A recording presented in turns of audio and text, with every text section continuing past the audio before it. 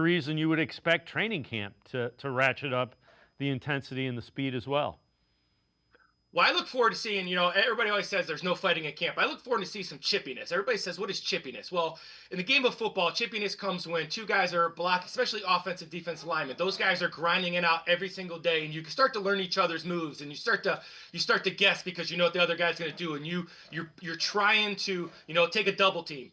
Two guys are going to try to move one. The one guy's not going to try to move, etc. But that only happens if everything is live for a certain amount of time. So what I really look forward to, Dave, is I want to see these guys get after in practice. They're always organized. They know what they're doing. Kevin Stefanski is a very good football coach.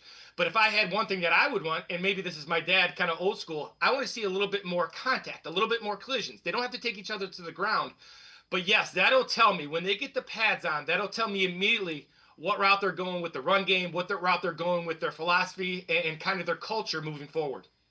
So this is also kind of interesting. This is about the roster. A lot's been said about the Browns roster. Most have them bottom 3 or 4 in the league.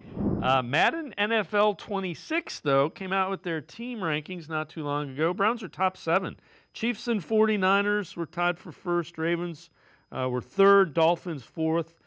Cowboys, Lions at an 88 overall, then the Bengals, Browns, Eagles, Steelers, Jets, 86. Again, Madden rankings, but I would say when you look at this roster, it's kind of middle of the road, relative to talent. Now, a lot of it is made because the quarterback position is going to be towards the bottom, and I think they're being overly penalized by their inability to find really good quarterback play. I've seen those things all over the board, like you said, that, from the middle of the road to, lower end of the road. Here's my thing on that is that they have an elite player at each level of the defense, right? And now with JOK out, that hurts them, right? Because those linebackers have to prove. But there are some pretty good linebackers that play with great length, but their secondary is pretty talented, and Ward's elite. Garrett's elite, but they're 10 deep. Even with Ogbo being, done, they're still 9, 10 deep on the defensive line. That offensive line, going back to what they do very well, Batonio's an all-pro, Teller's really good, Posick, they're going to go back to what they're doing very well. DeJuan Jones, in shape, has a chance to turn the corner, in my opinion. Conklin, when healthy, he's very good. Jerry Jeudy's a legit number 1. Now, the depth behind that, I'm not sure yet. The running back situation is questionable because they're young. And then you have the 2 tight ends. Fanning was the best receiving tight end coming out of college football last year without question. David Njoku was a former, kind of an all-pro kind of guy. So it's there, but once again, as you said, especially with that offensive talent, that quarterback has to connect it. That quarterback has to be able to help them win on first down so you can run play action and get guys open and things like that. So I agree with you. The quarterback position as a whole gets way too much credit, gets way too much blame, both ends of it. But until that position is fixed, you can't really – the other positions aren't going to be as good, including those defensive guys, because they're always going to be facing teams that, are ahead, and they're going to be trying to run the ball down their throats. So it's a team game. That quarterback is key. But if the quarterback is comparable and can play at a fairly decent level and be an NFL quarterback, they'll be in the hunt, and they are a little bit above middle of the pack if that quarterback can play a little bit. Lance Reisland from the Plain Dealer, cleveland.com, and I are going to step aside, take a quick timeout. Other side of the break, film breakdown, video analysis with Lance on the defensive line. Sports4CLE, will be right back. Stay with us. At the Ohio Lottery, we make Keno fun your way. So go on, pick your wager. Will it be $1, $2, $10, or more? Your call. Then it's as easy as picking up to 10 numbers. Use any inspiration you like. You can even tag on the booster for a chance to boost your winnings up to 10 times. Every few minutes across Ohio, 20 out of 80 possible numbers are drawn. And if enough of yours match, you win. Keno is always fun your way.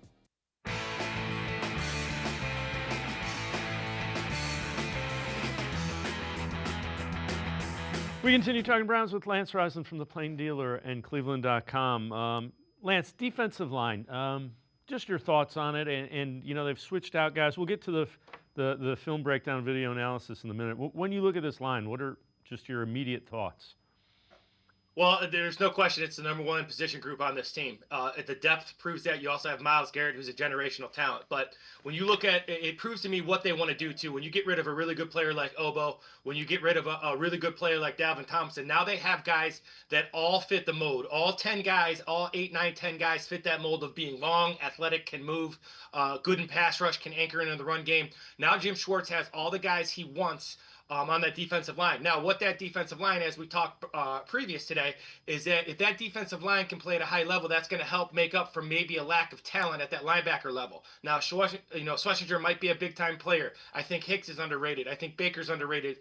We got to see what these guys can do at the linebacker position. But this defensive line, to me now, when they got rid of Ogbo, when they got rid of Dalvin Thompson, who kind of do one thing good, they now have the guys they want for a Jim Schwartz defense, and I think it's a top 3 to 5 group if they play to their capabilities. All right, so we mentioned they released Ogbo Okoronkwo. Let's take a look at some of the edge rushers. What do you see, and take us through when you look at this, what you're seeing? Well, you're going to see in this first drill just bend. You got Alex Wright and Myles Garrett, their ability to bend and run with speed. You're going to see Garrett and McGuire, again, speed getting off the football. You're going to see Myles Garrett, who sets a tone for bend, right? You're going to see him jump inside right here. This is more of jumping inside with speed, right? So he's big, he's fast, but he jumps inside, and that's at creating that havoc in the backfield that the Browns like to have. Now, when I look at Troyan Shoyanko, this is where he's really good at this edge, right? They had him all over the place in Tampa. He's just going to be an edge rush guy. You can see, once again, this long body. This is what made Ogbo expendable. He can play down on the guard. He can run. You see those long arms, those long legs, the ability to cover ground. That's the kind of guys they like. His ability to play multiple positions. He can play inside. He can play outside. He kind of reminds you body type of the rest of those guys, right? You got guys who can bend. You got guys who can run. You got guys who play one gap and get upfield. This is going to be a very good defensive line. These defensive ends are outstanding with their ability to bend, get upfield, and play in the backfield. And if you can do that, you're going to protect those linebackers and allow them to make tackles. Yeah, it's kind of interesting. The two young guys that they're kind of counting on now, Isaiah McGuire, Alex Wright, kind of both flashed last year. Wright was playing well, got hurt. McGuire came in, end of the year, he played pretty well. So you're seeing a development.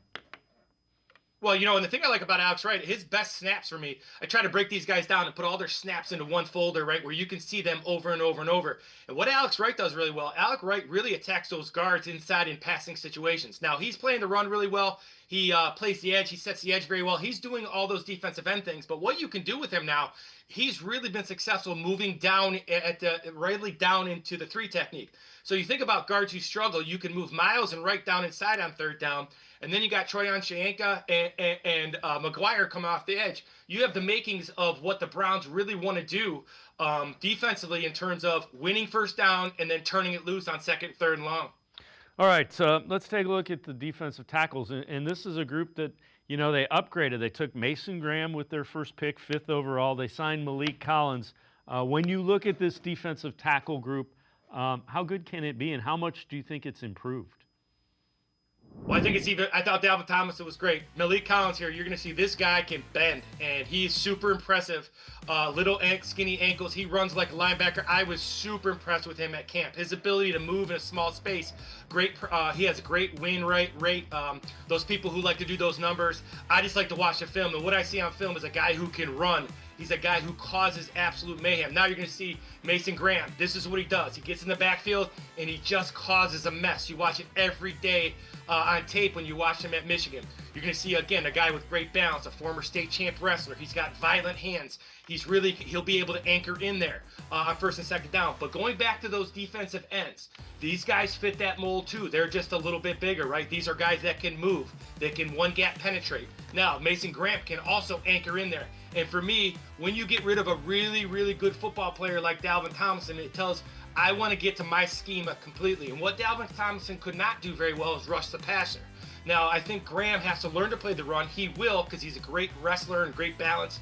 But he can really get after the passer on 3rd down, too. So they've upgraded. Malik Collins and Mason Graham, along with Shelby Harris, along with Michael Hall when he's healthy, they have upgraded and got what they want. All 8, 9, 10 of these guys can run. They can play multiple positions. They use their hands very well. This is a deep, talented group that is going to keep the Browns in a lot of games. How important is it relative to the entire scheme of the defense for that line to win and create the havoc? Well, I think you said it perfect, right? So let's imagine it's first down. So the Browns with, let's say it's Mason Graham and Malik Collins on first down, right? Or even let's just say it's Graham and Shelby Harris on first down, right? So now you win first down. Once you win first down as a Cleveland Browns defense with Jim Schwartz as your coordinator, now you can rush the passer, right? So now these linebackers, because on first down, those line cause such havoc they can tackle. Now you get to second and third and long.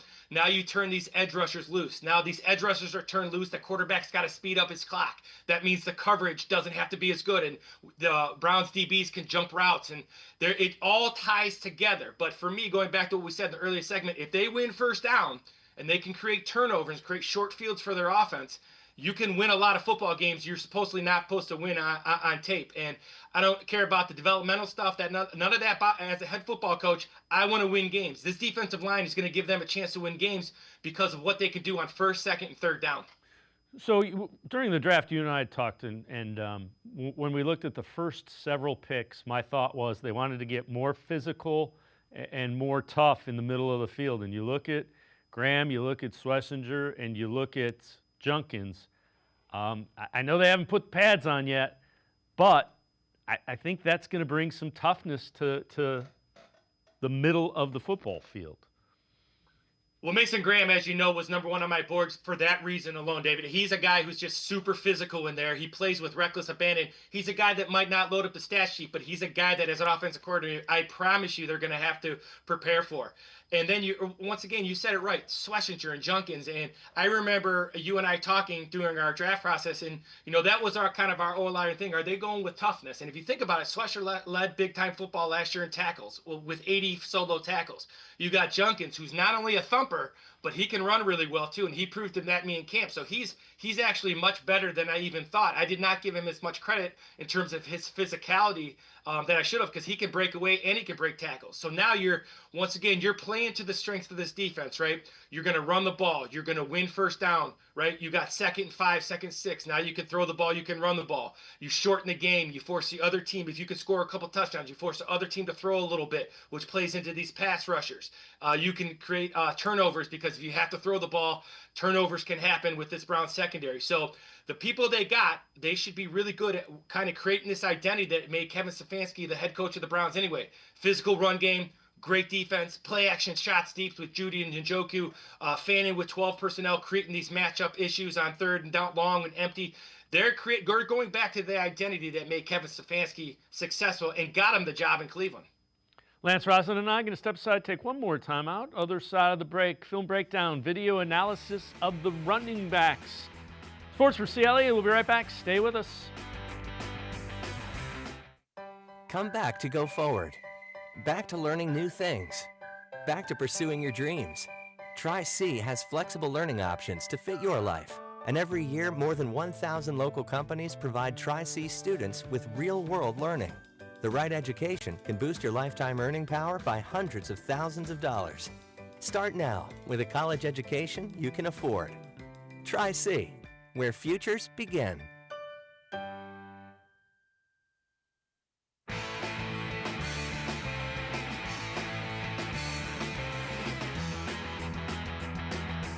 We continue talking Browns with Lance Reisland from the Plain Dealer, cleveland.com. Lance, we've talked about it. We don't know what the quarterback situation will be. Whomever the quarterback is, they're going to need a strong run game, just because the wide receiving core and the way Kevin Stefanski likes to play offense.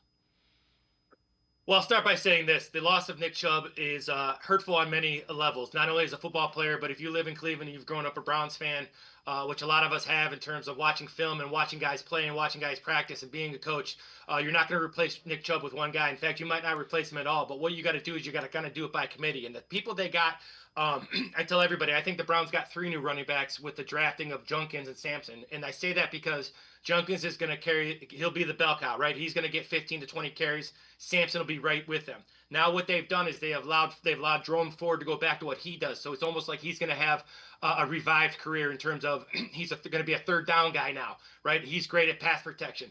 All these guys, similar to what the Browns defensive line is, these guys are all versatile. They all protect pretty well in pass protection. They're all very knowledgeable in pass protection. They come from big programs that understand how to block, big linebackers and DNs, etc. But I think the run game, going back to what they do very well. So not only is Kevin Stefanski going back to what he knows, but he's going back to what he can fix. These guys all fit the mold. I even like Pierre Strong. I thought he does a nice job when he gets in there too, of just getting downhill and, again, getting to 2nd and 5. I will say that, when we talk after that first game, if the Browns win, lose, or draw, you and I will be talking about, did they win first down on both sides of the ball? All right, so let's take a look at some of the things that you have regarding the running back room. Take us through the first clip and what you see.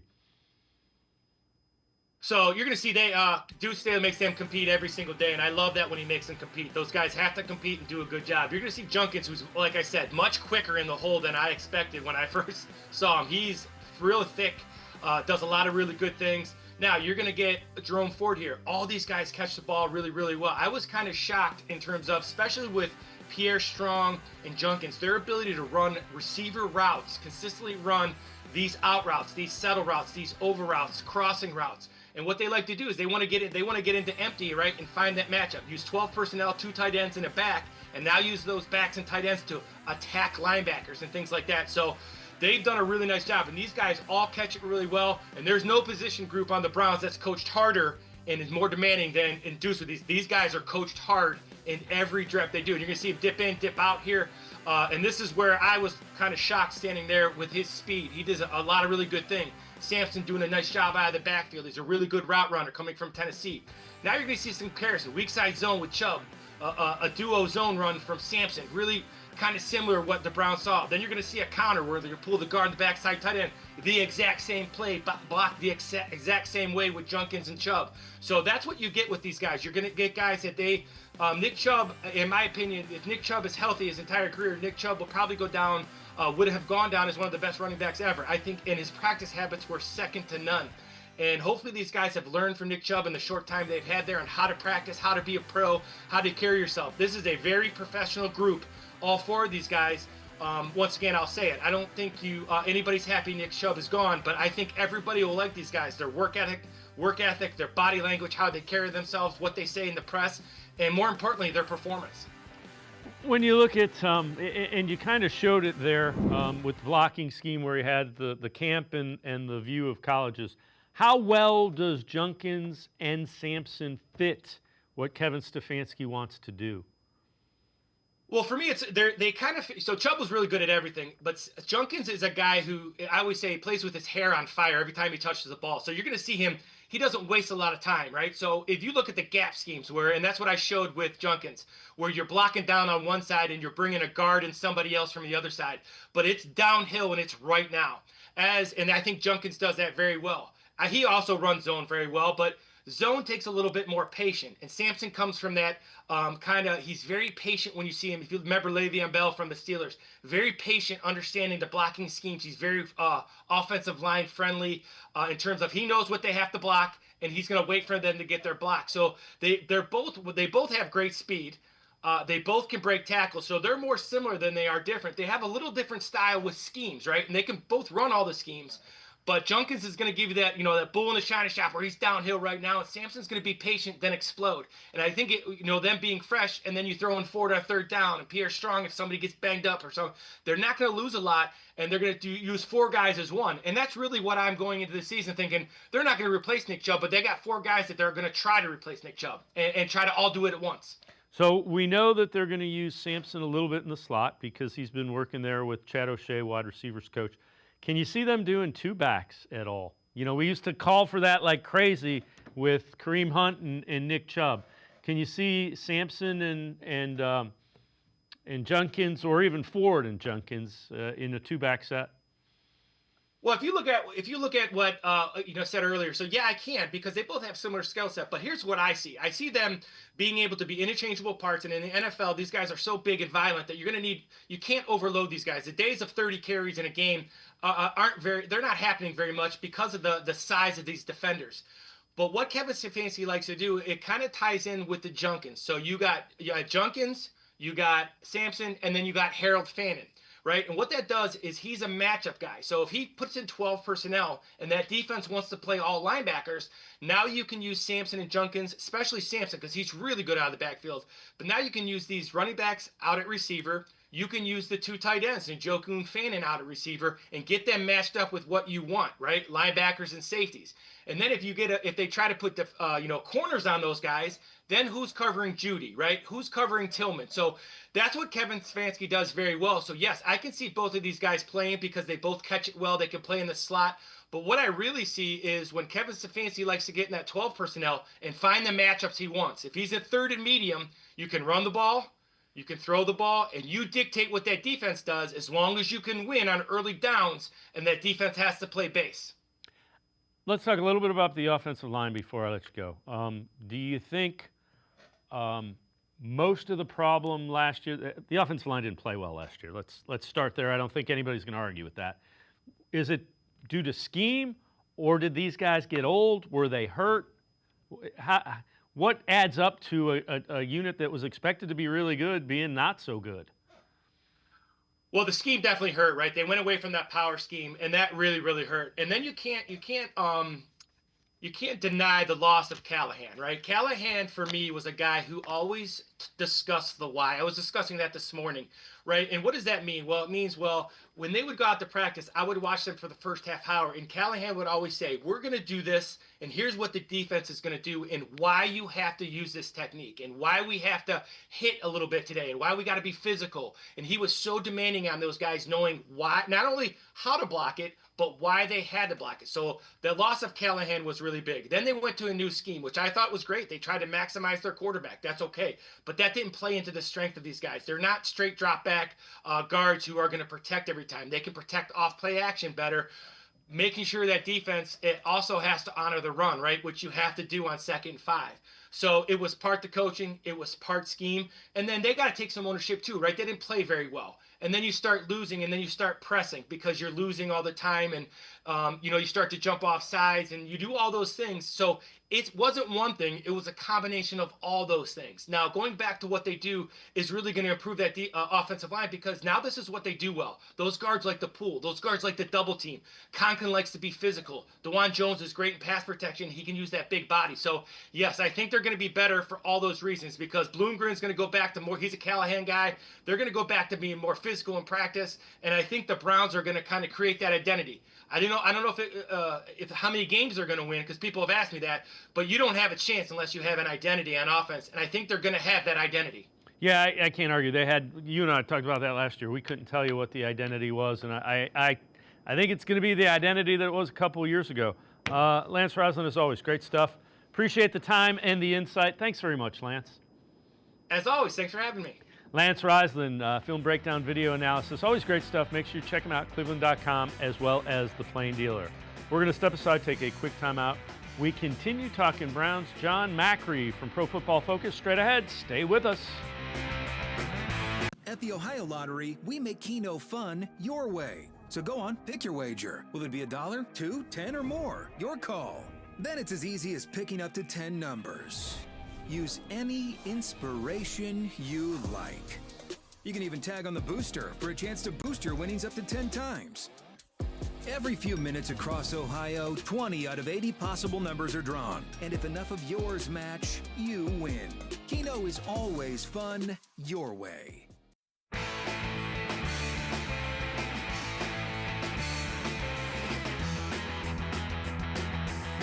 We continue talking Browns on Sports4CLE. Former Browns and Bengals wide receiver Andrew Hawkins with his thoughts on the Browns quarterback situation. I don't think they know who's going to be the quarterback. And the thing about the spring, when you talk about OTAs and minicamp, you don't win a job then. You can lose a job then. They can see something where they're like, yeah, this ain't the guy. But at that stage, you can't win it. You got to wait till training camp, and you got to do a lot to win that job if you're a rookie. And to your point, Marcus, if they go throughout the season as Joe Flacco is the starting quarterback because they think he is by far the best option, that tells you come draft next year, they're going to get a quarterback because one of these young guys didn't unseat Joe. And again, with Joe, we know what the future is. He's 40-plus years old. He is not your quarterback going forward. Let's welcome in John Macri from Pro Football Focus. John, I would argue they're going to draft a quarterback next year either way because it's a third-round pick, it's a fifth-round pick. Even if they go out and show you they can be okay as an NFL starter, they're not – remember, they moved on from Baker Mayfield because that 15 to 20 range in quarterbacks in the league wasn't good enough for what they wanted to do. Yeah, no, I'm absolutely with you. I mean, look, like you said, they're third-round picks, they're fifth-round picks. They're young guys. I think they have potential, but I think they'd have to be incredible in year one for them to not draft a quarterback next year. And we'll see how the season goes, what their win-loss record ends up being. But the odds are based on some of the Vegas sports books and stuff like that. They're going to be picking pretty high. I think it's going to be really hard to not draft a quarterback if you're picking that high because obviously your season didn't go the way that you want it to go, and quarterback is going to be a massive part of that, right? So even if whether it's Shedeur Sanders or Dylan Gabriel, whoever shows promise, I don't think you are passing up on a quarterback based on what those guys do in year one. Again, unless it's anything amazing, which it's not impossible, but odds are it's unlikely, right? So, yeah, I'm with you. I think there's absolutely quarterback is going to be in play in the 2026 draft for them. And I think it's compounded by how long you've struggled, how much you've struggled to find a quarterback. So if you have the ability to pick a guy who's top one, top two in a quarterback-rich class, you're going to take that every day, all day if you're the Cleveland Browns. Some news, and I know you were aware of this, Ogbo Okoronkwo released by the Browns. So they say, I think it's about $3.4 million. He was in the last year of a deal. It's not a surprise, but what do you think that means for the edge position? I mean, they have some young guys. They got some young guys, right? But I think they're, with Okoronkwo gone, like I think they, and not to say that he was amazing or anything like that. I think he's a good player, but I think they're still missing that kind of one clear missing piece on the edge opposite Myles Garrett, obviously, right? Like I really like their interior of the defensive line. Bringing in Mason Graham in the draft, I think can play significant snaps on early downs and passing downs and be effective based on a lot of his college metrics coming out, and even guys like Malik Collins, Shelby Harris, Michael Hall Jr. But the edge is where I think there's more question marks, right? Like Joe Tryon-Shoyinka, kind of this reclamation project, former first-round pick for Tampa Bay. Isaiah McGuire, he's young, really good run defender for them last year, not necessarily like a polished pass rusher. And then Alex Wright, who was kind of an overachiever in the sack column in 2023, only played 4 games in 2024 before he got shut down because of injury. So I think there's still could be an upgrade there. I'm looking at the guys that are available in free agency, and funny enough, Jadeveon Clowney, they're a couple former Browns, Jadeveon Clowney and Zadarius Smith. And I know Clowney, he had kind of criticized the team before they let him walk, but he has a chance to make up for that. He's in need of a job right now, and the Browns are in need of a relatively cheap starting option. Zadarius Smith could also maybe be in play. I know he has his heart set on the Lions reunion, but at this point in the offseason, heading into training camp, beggars can't be choosers, right? And he was really good still for Cleveland, and it made sense for them to trade him at the time, but it also kind of makes sense to bring him back if they need to and if he's available. So there are 2 starting quality options out there in free agency right now who have familiarity with Jim Schwartz's defense and can contribute on a larger snap share next to Myles Garrett, so that those other guys, they don't have to rely on as much Joe Tryon-Shoyinka, McGuire, Wright, as anything more than like rotational pieces on that defensive line. So there's potential there still for an upgrade, and maybe that was the reason for the cap clearing. But yeah, I guess we'll have to see, because we are getting close to training camp, just a few weeks away here. Yeah, and I know Okoronkwo was kind of banged up, but he didn't have the numbers. He didn't have the sacks that they were, quite frankly, expecting when they brought him in. Yeah, for sure, right? Like I think there was some hope for him. He brought a lot of decent underlying metrics with him as far as being a pass rusher. It just never really translated for him, where guys like Zadarius Smith and even Jadeveon Clowney, but Zadarius Smith specifically, I thought was productive for them relative to his role, and I think he still brings that kind of down to down level of quality as far as being a pass rusher that they kind of need at the position, because I don't think you're going to necessarily get that from Shoyinka and McGuire and Wright, anything more than like small sample size at the time. But across like an entire game playing a full-time role, it's a little bit riskier to kind of bet on those guys. So I think there's potential there, and Okoronkwo, like you said, didn't really work out. So it makes sense, I think, to move on from him and try something else. So they add pieces in the middle, and Mike Hall was their top pick a year ago. This year it's Mason Graham. They add Malik Collins. How good can this defensive line be overall, do you think? I think they can be. I think they could still be good. Like I said, obviously missing that one other starting quality option on the edge, but obviously you have Myles Garrett, a threat for multiple sack games every single week. Obviously one of the best players in the league at any position. So Myles Garrett being there makes a huge difference, obviously. But like you said, those guys on the interior, I think, have a lot of potential. And Mason Graham specifically, obviously being a 5th overall pick, there's going to be a pretty high expectation for him, even relative to being a rookie. But they don't have to necessarily rely on him a ton in year one, because they have these capable options like Malik Collins and Shelby Harris, and like you said, Michael Hall Jr., 2nd-round pick for them last year. So there's these solid players in the middle, that can do both a little bit, rush the passer, stuff the run. So I think there's a lot of potential there, especially in the middle, for them to improve even from last year as a defensive line unit, because I like the bodies that they have, and young guys like Michael Hall and Mason Graham, who have this potential to develop into better players here in 2025. So fairly excited, I think, about especially the middle of that interior defensive line. Like, obviously excited about Myles Garrett every year, but there's potential there for them to be better than, I think, the projection. So you mentioned Mason Graham, 2 second-rounders in Quinshon Judkins, Carson Schlesinger. What do you think of those picks, and when you look at them, what do you see?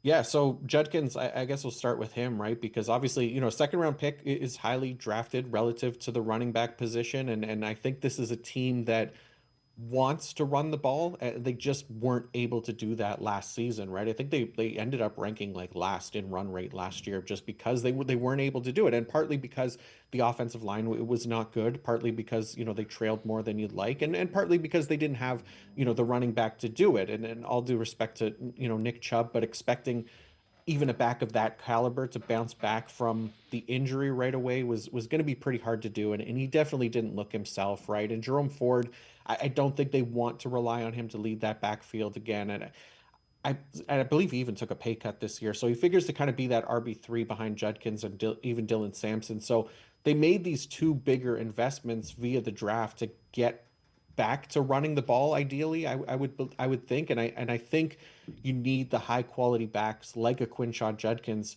to make up for a potentially poor offensive line, right? Which we're still kind of there on right now. And Judkins is the type of back who should be in a better position, I think, than most to make the most of that situation this year. He comes out with decent run grade for his college career, 95.2. That's a 93rd percentile mark among all running back prospects since 2018. So he's this quality runner of the football, and I think he's going to get involved even on passing downs and stuff like that. So I think that there's a lot of potential there for Quinshon Judkins to hopefully elevate their run game this year. And then obviously Dylan Sampson as a change of pace back as well. I think there's clearly an investment and a want to run the ball. So it makes sense that those guys will be big contributors here in 2025. What do you think of Schlesinger, the pick of him? That was one that kind of surprised everybody. First pick in the 2nd round. So they went defense, which shocked most Browns fans. Yeah, it's interesting, right? And I think it says something too a little bit about Jeremiah Owusu-Koramoah's injury. Obviously, he's not going to be playing this season. I think that came out a few weeks ago or months ago. It's hard to keep track at this point, but obviously the injury sounded pretty scary for him, so he's going to miss some time. So Schlesinger, he comes into the league as one of the more inexperienced players at the position. He's played fewer than 1,000 defensive snaps in college, which is definitely low for like a highly drafted player at that position. And, one of the things that I found coaches rely on more for the linebacker position is experience, right? So I think Schlesinger will be a contributor this year. I really like him as a prospect. I think Jordan Hicks is going to be the starter as the lone full-time linebacker in Jim Schwartz's defense. Him being older is not really a factor. Like, he's experienced in that defense, and even with the draft capital spent on Schlesinger, I think Hicks makes sense to lead the way. He performed really well in Jim Schwartz's defense last year. I'd written up a piece about the most underrated players on each team heading into this season, and Hicks was my pick for the Browns because he comes in with this kind of negative connotation around him with an injury history and being older, and he did miss time last year, but top 20 grades across the position for him last year. But I do think Schlesinger is going to be a contributor in year one. I think he starts as this LB2 kind of rotational starter in the defense. But if Hicks misses time again, Schlesinger's in a good spot to play an even bigger role depending on how the team feels about, Devin Bush and Jerome Baker, who they also added because they at least have starting experience as well. So Schlesinger's one of the more intriguing rookies for me this season, just because he was this tackle machine in college, but it is a smaller sample size. But even on that smaller sample size, a lot of his PFF grades across the board coming out of college were really strong as well. So I think there could be some potential there for him to eventually take over as the LB1 in this defense, which obviously you spend a high pick on him in the second round. That's probably the plan here for the future. So definitely somebody to keep an eye on for this season. John Macri from Pro Football Focus and I are going to step aside, take a quick time out. Other side of the break, we'll talk a little bit about the Browns' wide receiving core. Sports4CLE will be right back. Stay with us. Come back to go forward. Back to learning new things. Back to pursuing your dreams. Tri-C has flexible learning options to fit your life. And every year, more than 1,000 local companies provide Tri-C students with real-world learning. The right education can boost your lifetime earning power by hundreds of thousands of dollars. Start now with a college education you can afford. Tri-C, where futures begin.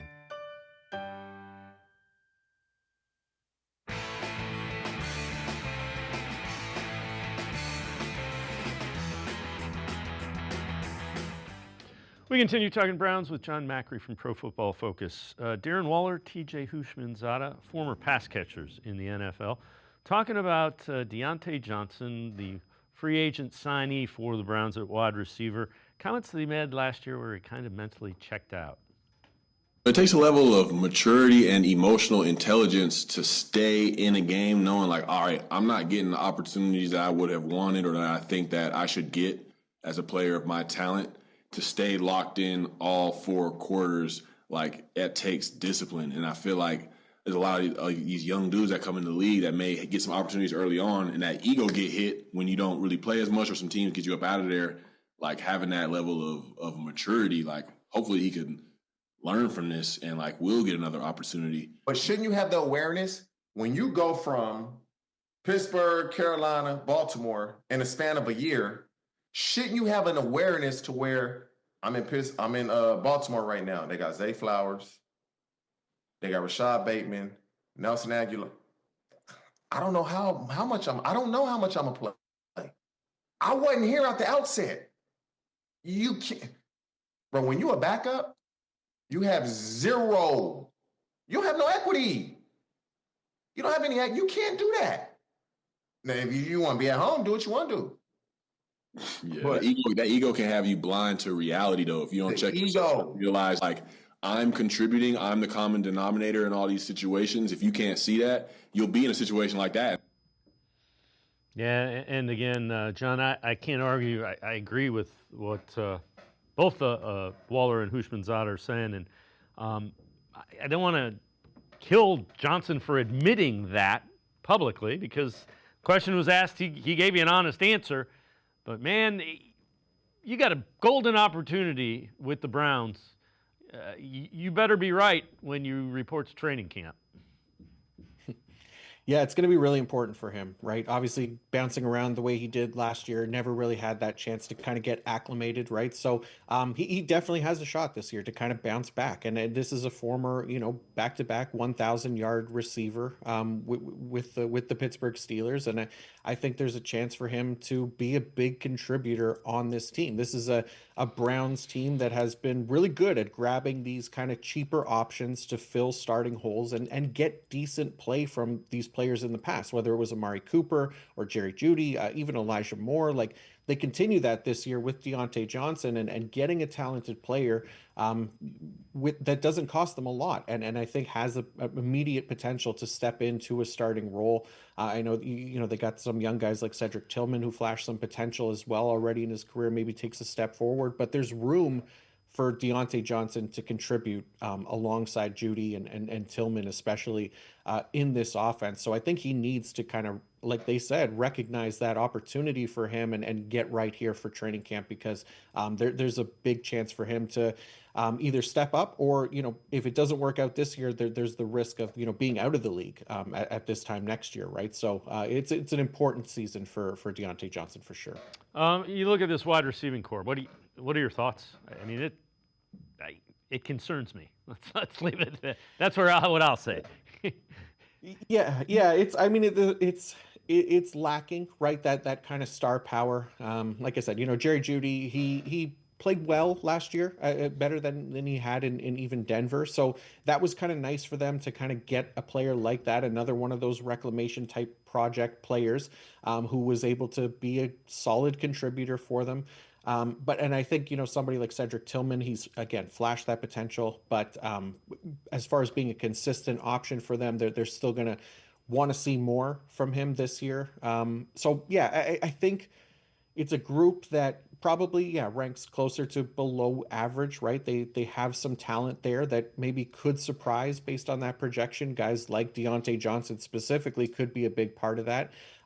It was a disastrous season for him last year, but he's going to look to bounce back. And guys like David Njoku, obviously he's been there. It's I think a contract year for him, right? So it's going to be a big year for him to continue to deliver and stay healthy.